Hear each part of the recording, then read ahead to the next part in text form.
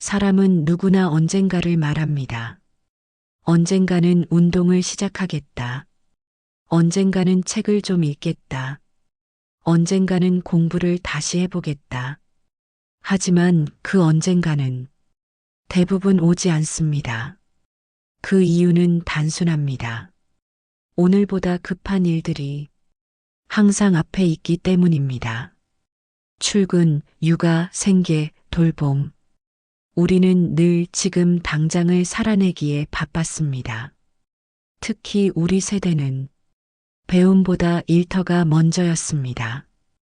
가족을 먹여 살리는 게 최우선이었고 내 한 몸 누일 잠자리가 더 급했습니다. 그래서 우리는 어떤 책도 제대로 끝까지 읽지 못했고 마음속에만 품던 공부는 언제나 다음 달로 내년으로 밀려났습니다. 이제 인생의 어느 지점에 와서 잠시 숨을 돌릴 수 있게 되었을 때 우리는 조용히 돌아보게 됩니다. 그때 조금만 더 배워둘 걸, 지금이라도 뭔가 해봐야 하지 않을까. 이건 단순한 후회의 말이 아닙니다. 그 말에는 삶의 중심에서 밀려난 자기 자신을 다시 불러내고 싶은 진심이 담겨 있습니다. 많은 분들이 이야기합니다. 이 나이에 뭘 또 배우겠어요. 그냥 조용히 사는 게 편하지. 하지만 정말 편하신가요? 정말 그렇게 살고 싶으신가요? 사람은 나이가 들수록 마음속에 비는 구석이 생깁니다. 그리고 그 빈 곳은 돈으로도 사람으로도 온전히 채워지지 않습니다. 그 자리에 오롯이 들어갈 수 있는 건 배움입니다. 배운다는 건 새로운 지식을 쌓는 것만이 아닙니다. 자신을 다시 마주하는 일입니다. 그동안 외면했던 내 생각, 내 감정, 내 꿈을 다시 꺼내보는 일입니다. 많은 분들이 젊은 시절 학업을 포기한 이유를 경제적인 상황 때문이라고 말씀하십니다. 그건 분명 맞는 이야기입니다. 당시 우리는 자기 개발이 아니라 생존을 택해야 했으니까요. 하지만 그 선택의 결과로 놓쳐버린 기회도 있었습니다. 바로 자존감입니다. 공부를 오래 한 사람, 자격증이 많은 사람만이 자존감이 높다는 건 아닙니다. 공부란 내가 나를 돌보는 시간입니다. 내 안을 가꿔가는 시간이고 더 깊은 시선을 가지는 연습입니다. 우리가 배움을 멀리했을 때 우리의 말과 생각도 점점 좁아질 수밖에 없습니다. 자식과 이야기할 때, 뉴스를 볼 때, 병원에 가서 진료를 받을 때, 우리가 스스로 부족하다고 느끼는 순간이 점점 늘어나게 됩니다. 그건 단지 나이가 들어서가 아닙니다. 그동안 내 안을 채우는 일에 너무 인색했기 때문입니다. 나를 돌보지 못한 시간, 그 결과는 생각보다 더 큽니다. 어느 날 친구를 만나면 이야기를 따라가기가 버겁고 손주가 하는 말을 한 번에 이해하지 못하게 됩니다. 그때 마음속에서 작은 목소리가 올라옵니다. 내가 뒤처지고 있구나. 그 감정은 자책이 아닌 슬픔입니다. 나는 누구보다도 열심히 살았는데 왜 이렇게까지 멀어진 걸까? 그 질문에 답을 찾는 건 어렵지 않습니다. 우리는 살면서 내 삶의 방향보다 가족의 생계를 더 신경 썼습니다. 우리는 배우지 못한 것이 아니라 배우려는 나를 자꾸 미뤄온 것입니다. 하지만 다행스럽게도 배움은 나이에 구애받지 않습니다. 늦었다고 생각하는 지금이 사실은 가장 좋은 시작입니다. 아마도 우리가 그토록 자주 하는 말 중 하나는 이제 와서 무슨 소용이야일 겁니다. 하지만 생각해 보세요. 소용이 없었다면 왜 마음은 자꾸 그걸 떠올릴까요? 그건 아직 늦지 않았다는 신호입니다. 삶이 우리에게 조용히 등을 떠미는 겁니다. 지금이라도 괜찮다. 지금이라도 한 줄이라도 읽고 한 글자라도 써보라고. 이 영상은 공부의 중요성을 설파하는 것이 아닙니다. 배움의 아름다움을 다시 꺼내보자는 이야기입니다. 어렵고 큰 결심을 하라는 게 아닙니다. 책 한 권을 천천히 읽는 것부터, 강의를 하나 들어보는 것부터, 일기를 다시 써보는 것부터, 내 감정을 정리해보는 것부터, 무엇이든 좋습니다. 우리가 다시 자신의 이름으로 무언가를 시작할 때, 그 순간 내 삶은 다시 빛나기 시작합니다. 그리고 그 빛은 누군가에게도 닿을 수 있습니다. 자식에게, 손주에게, 오랜 친구에게도 말입니다. 나도 늦게 시작했지만 조금은 알 것 같아. 배운다는 게 왜 이렇게 좋은 건지. 그 한마디가 당신의 지난 날을 조용히 다독일 수 있을 것입니다. 이제 시작하셔도 됩니다. 늦지 않았습니다. 배움에는 기한이 없습니다. 어떤 분은 이렇게 말씀하십니다.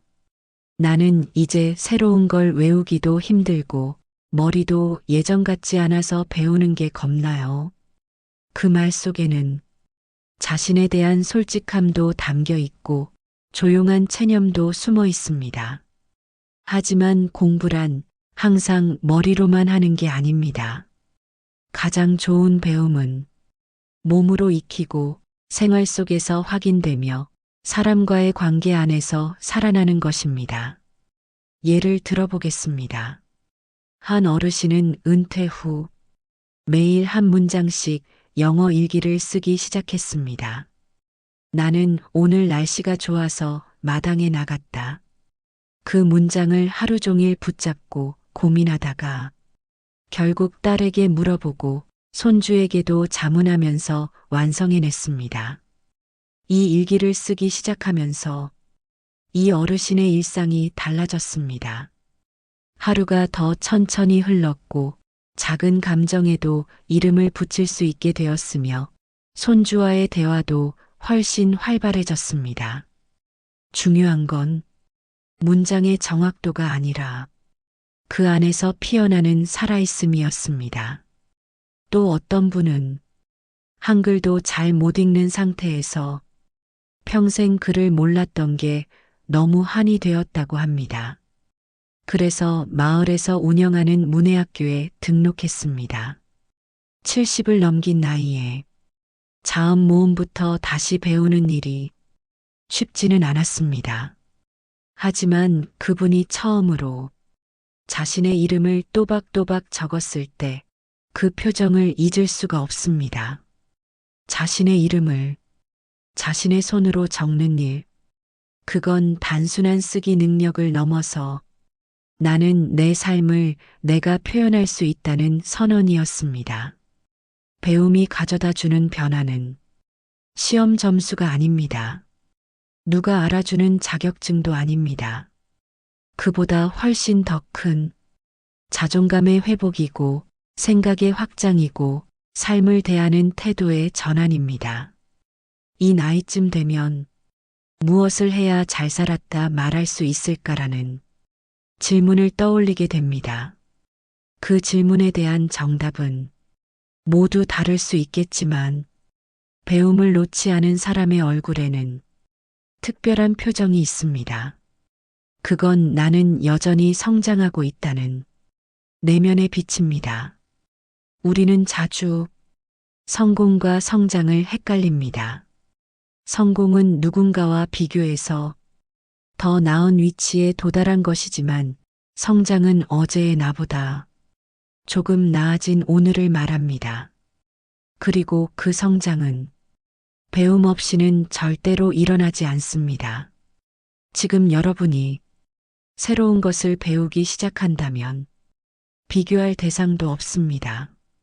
왜냐하면 이미 시작했다는 사실만으로도 그 누구보다 앞서 있기 때문입니다. 누구도 쉽게 하지 못한 선택을 여러분은 해낸 것이니까요. 책 한 권을 읽는 일, 노트에 오늘의 감상을 적는 일, 영상 강의를 보며 생각을 정리하는 일, 이 모든 일은 당신의 뇌를 다시 깨우고 당신의 마음을 다시 움직이게 만들 것입니다. 그리고 중요한 건 이 배움이 단지 나를 위한 것이 아니라는 점입니다. 배움을 지속하는 사람은 가족과의 대화에서 깊이를 갖게 됩니다. 의사와 상담할 때 질문을 스스로 정리할 수 있게 됩니다. 은행이나 공공기관에 갔을 때 스스로 판단하고 결정할 수 있는 힘이 생깁니다. 즉, 배움은 혼자서도 살아갈 수 있는 자신감을 줍니다. 이 시대를 살아가는 시니어에게 가장 중요한 능력이 무엇이냐고 묻는다면 저는 주저없이 판단력이라고 말하겠습니다. 그리고 그 판단력은 경험만으로는 충분하지 않습니다. 정보를 정리하고 의견을 구별하며 미래를 예측하는 힘은 지속적인 배움에서 나옵니다. 그러니 우리는 더 이상 머뭇거릴 필요가 없습니다. 그 나이에 무슨 공부야라는 말은 그 말 자체가 낡은 생각입니다. 지금은 배우지 않는 사람이 가장 빠르게 시대에서 멀어지는 시대입니다. 배운다는 건 지식을 얻는 것만이 아닙니다. 나를 더 깊이 이해하고 내가 원하는 인생을 조금 더 분명히 그릴 수 있게 되는 일입니다. 그리고 그 과정은 단순한 학습이 아니라 삶의 재설계입니다. 지금부터라도 책을 가까이 두고 생각을 정리하며 누군가와의 대화를 통해 배움을 나누는 연습을 시작해 보시길 바랍니다. 그건 아주 작고 조용하지만 반드시 나를 변화시키는 첫걸음이 될 것입니다. 배움을 시작한 사람에게 생기는 가장 큰 변화는 사람을 대하는 태도에서 나타납니다. 그전엔 단순히 말만 오가던 관계였는데 어느 순간 대화가 깊어지고 서로를 이해하려는 자세가 생깁니다. 왜 그럴까요? 배운다는 것은 타인의 입장을 이해할 준비를 갖추는 일입니다. 책을 읽고 강의를 들으며 새로운 정보를 접할수록 자연스럽게 나의 생각을 넘어 세상을 넓게 보는 눈이 열립니다. 예전엔 자식들이 하는 말을 그냥 잔소리나 반항으로만 들었던 부모님이 배움의 시간을 갖기 시작하면 그 말들이 이해되기 시작합니다. 엄마, 인터넷 뱅킹 배우셔야 해요. 아빠, 스마트폰으로 병원 예약하는 거 해보셔야죠. 예전 같았으면 그건 너나 해라. 나는 그냥 전화로 할란다. 라고 했을 말인데 지금은 그래, 내 말도 맞다. 내가 그쪽은 너무 몰랐더라. 이렇게 바뀌는 경우를 종종 봅니다. 이 변화는 단지 기술의 이해에서 오는 게 아닙니다. 마음의 유연함에서 비롯된 것입니다. 배움은 나는 아직 변화할 수 있다는 확신을 줍니다. 그리고 그 확신이 관계를 더 부드럽게, 더 깊이 있게 만듭니다. 또 하나의 예를 들어볼까요? 어느 분은 50대 후반에 요양보호사 자격증을 따셨습니다. 남편이 먼저 세상을 떠나고 아이들은 모두 출가한 뒤 집안에 혼자 앉아 있는 시간이 늘어났습니다. 그 시간은 고요하면서도 쓸쓸했고 가끔은 내가 여기서 무슨 의미가 있을까 하는 허무함도 찾아왔다고 합니다. 그러다 어느 날 동네 도서관에서 본 홍보 전단지를 보고 요양보호사 교육을 신청했습니다. 처음엔 의학 용어도 어렵고 시험 공부도 버거웠지만 매일같이 수업에 나가며 마음을 단단히 다지기 시작했습니다. 결국 자격증을 취득하고 지금은 비슷한 연배의 어르신들을 돌보는 일을 기쁘게 하고 계십니다. 그분이 하신 말씀이 참 인상 깊었습니다. 이제야 내가 누군가에게 필요한 사람이 된 것 같아요. 그것만으로도 다시 태어난 느낌이에요. 이런 변화를 가능하게 한 건 단 하나, 배움이었습니다. 새로운 것을 배우기 위해 한 발 내딛는 순간 그 사람은 더 이상 과거에 머무는 존재가 아닙니다. 현재를 살아가고 미래를 준비하는 존재로 바뀝니다. 그리고 그 변화는 그 사람 혼자에게만 머무르지 않습니다. 가족에게, 이웃에게, 같이 일하는 사람들에게도 좋은 자극이 됩니다. 실제로 자식 세대가 부모를 볼 때 가장 감동받는 순간은 부모님이 새로운 걸 배우려 할 때라고 합니다. 우리 엄마가 유튜브로 요리 배워서 해주셨어요. 우리 아빠가 스마트폰으로 예배 들으시더라고요. 엄마가 자서전 쓰겠다고 글쓰기 강의 들으세요. 이런 말들은 단순한 자랑이 아닙니다. 자식들에게 부모가 여전히 배우고 있는 존재라는 건 너무나 든든한 자부심이 됩니다. 그리고 부모와 자식 사이에 이해와 존중도 더 깊어집니다. 관계는 말로만 회복되지 않습니다. 함께 배우는 마음이 사이를 좁히고 오해를 풀고 마음을 다시 연결합니다. 또한 배움은 자기 자신과의 관계도 바꿔줍니다. 그동안 우리는 다른 사람의 기분은 살피면서 정작 자기 마음은 무시하고 살아왔습니다. 그 정도쯤은 참아야지. 내가 나서면 괜히 번거로워져. 지금은 내가 힘들어도 다 이유가 있겠지. 이런 생각으로 나의 감정과 욕구는 늘 뒤로 밀렸습니다. 그런데 배우기 시작하면 나는 내 감정을 말해도 된다는 권리를 회복하게 됩니다. 글쓰기를 배우면서 마음을 들여다보게 되고 그림을 배우면서 감정을 색으로 표현하게 되고 낭독을 배우면서 자신의 목소리를 사랑하게 됩니다. 그건 단지 취미가 아닙니다. 존재의 회복입니다. 우리는 평생 남을 위해 살아왔습니다. 이제는 나 자신을 위한 시간도 존중받아야 하지 않을까요? 그 출발점이 바로 배움입니다. 지금까지의 인생이 누군가를 위한 것이었다면 이제부터는 나를 위한 인생의 시간표를 다시 짜도 좋습니다. 그 시간표에는 나를 위한 공부, 나를 위한 표현, 나를 위한 여유가 가득해야 합니다. 배움을 시작하는 순간 사람은 다시 젊어집니다. 몸이 아니라 마음이, 정신이, 생각이, 그리고 그렇게 살아가는 사람은 누구보다 아름답습니다. 많은 분들이 이렇게 묻습니다. 나도 배우고 싶은데 도대체 뭘 어떻게 시작해야 할지 모르겠어요. 그 질문은 아주 솔직하고 동시에 아주 소중한 출발입니다. 무엇을 배우느냐보다 더 중요한 건 어떤 환경에서 어떻게 지속하느냐입니다.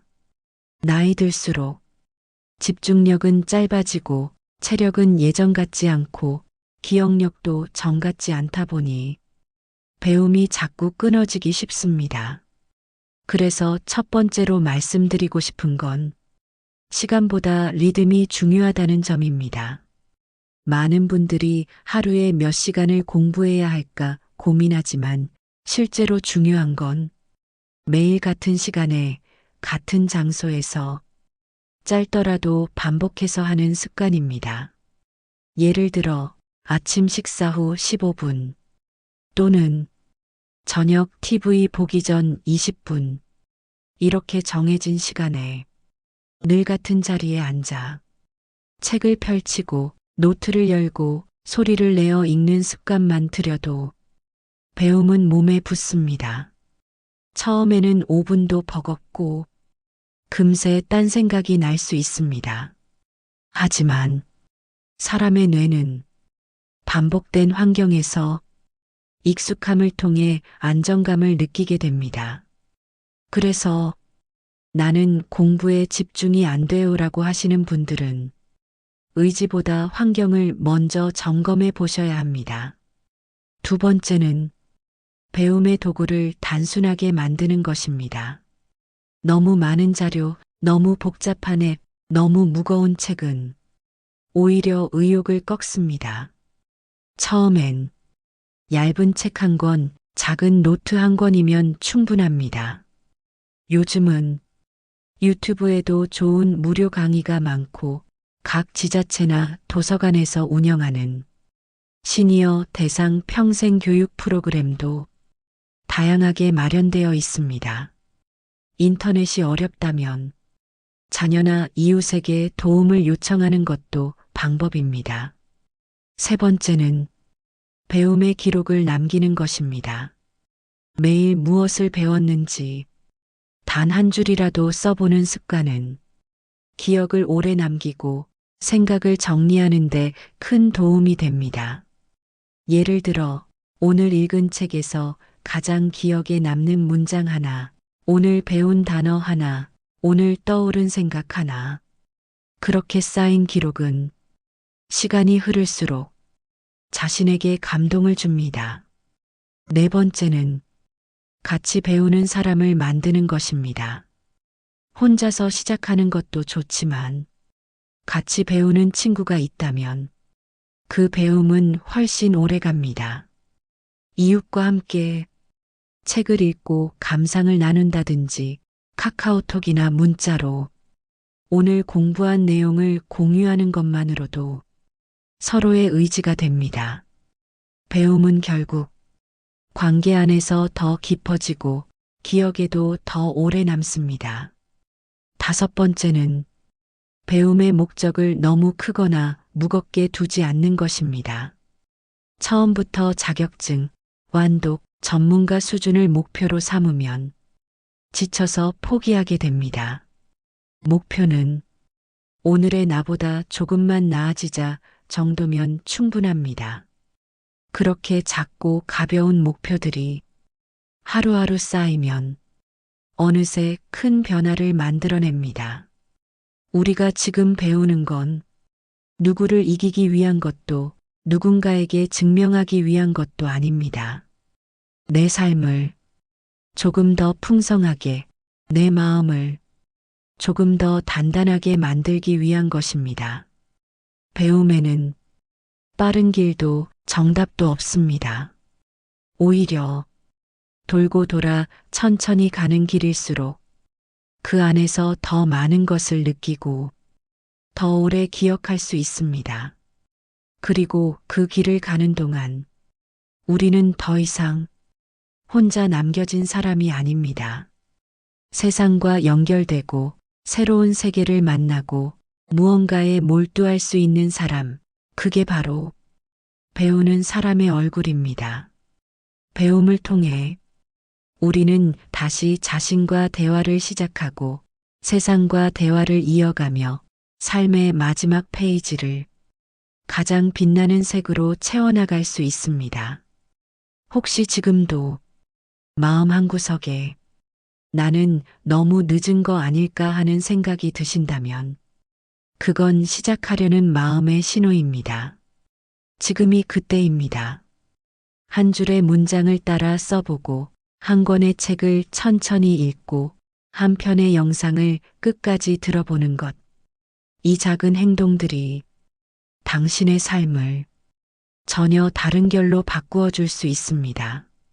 그리고 그 변화는 어떤 나이에도 가능합니다. 배움은 결국 삶의 마지막까지 우리를 가장 인간답게 만들어주는 일입니다. 우리는 모두 언젠가 몸이 불편해지고 관절이 굳고 눈이 침침해지고 이름이 떠오르지 않는 사람으로 살아가게 됩니다. 그때 우리가 붙들 수 있는 건 젊은 시절의 체력도 사회적 지위도 누가 알아주는 명예도 아닙니다. 마지막까지 나를 지켜주는 건 작은 호기심이고 세상을 바라보는 눈이고 아직 알고 싶은 것이 있다는 마음입니다. 이것이 바로 배움이 주는 위대한 힘입니다. 어느 시니어 강사님이 이런 말씀을 하셨습니다. 노년에 가장 무서운 건 질병도 아니고 빈곤도 아니고 사람들과 멀어지는 외로움도 아닙니다. 가장 무서운 건 내가 나 자신에게 더는 기대하지 않게 되는 겁니다. 이 말에 고개가 끄덕여졌습니다. 배우지 않으면 우리는 스스로에게 기대하지 않게 됩니다. 오늘도 어제처럼 살고 내일도 똑같을 거라고 생각하게 됩니다. 그렇게 우리 삶은 조용히 멈춥니다. 하지만 배우는 사람은 매일이 다릅니다. 이 표현은 처음 봤네. 이 이야기는 좀 더 찾아봐야겠어. 내가 생각했던 거랑 다르네. 이런 생각들이 우리를 살아있게 만듭니다. 한 어르신은 70이 넘은 나이에 사진을 배우기 시작했습니다. 손에 쥔 건 작은 디지털 카메라였지만 그 렌즈를 통해 바라본 세상은 전과 전혀 달랐다고 했습니다. 꽃이 피는 모습, 아이들이 뛰노는 풍경, 햇살에 반짝이는 잎사귀. 그 모든 것이 이전보다 선명하고 감사하게 보였다고 말합니다. 그분은 이렇게 말했습니다. 그전에는 나무 그늘이 그냥 그늘이었는데 이젠 그 나무가 만들어주는 쉼을 느낄 수 있어요. 배움이란 바로 이런 겁니다. 세상을 다시 보게 하고 사람을 다시 만나게 하고 내 삶을 다시 사랑하게 만드는 힘. 이 배움이야말로 우리가 끝까지 간직해야 할 가장 따뜻한 자산입니다. 지금 당신이 책 한 권을 읽고 있다면 그건 당신이 여전히 무언가를 알고 싶어 하는 사람이라는 증거입니다. 지금 당신이 배운 내용을 정리해 보고 있다면 그건 당신이 여전히 생각이 잘하는 사람이라는 증거입니다. 지금 당신이 이 글을 조용히 따라 읽고 있다면 그건 당신이 여전히 마음이 열려 있는 사람이라는 증거입니다. 우리는 이 나이에, 이 시기에 이만큼 살아낸 시간 위에서 여전히 배움을 선택할 수 있습니다. 그리고 그것이야말로 당신이 삶을 주도하고 있다는 가장 확실한 증거입니다. 지금껏 살아온 인생은 결코 작지 않았고 지금부터 살아갈 인생도 결코 늦지 않았습니다. 사람은 배우는 만큼 깊어지고 배우는 만큼 따뜻해지고 배우는 만큼 자신과 타인을 사랑하게 됩니다. 나이 들었다고 해서 배움을 멈출 이유는 없습니다. 오히려 이제야 진짜 자기 삶을 돌아볼 수 있는 시기입니다. 지금부터라도 조용히 천천히 당신의 관심과 호기심이 이끄는 대로 배워가면 됩니다. 그게 시이든 그림이든 글이든 기술이든 사람에 대한 이해든 무엇이든 좋습니다. 그 배움은 당신의 얼굴을 더 단단하게 만들 것이고 당신의 말에 더 따뜻함을 담을 것이고 당신의 하루를 더 의미 있게 채워줄 것입니다. 당신의 눈빛이 다시 빛나기 시작하는 그 순간 세상은 당신을 다시 바라보게 됩니다. 지금 당신의 그 조용한 시작이 당신 삶의 가장 반짝이는 계절이 되기를 바랍니다.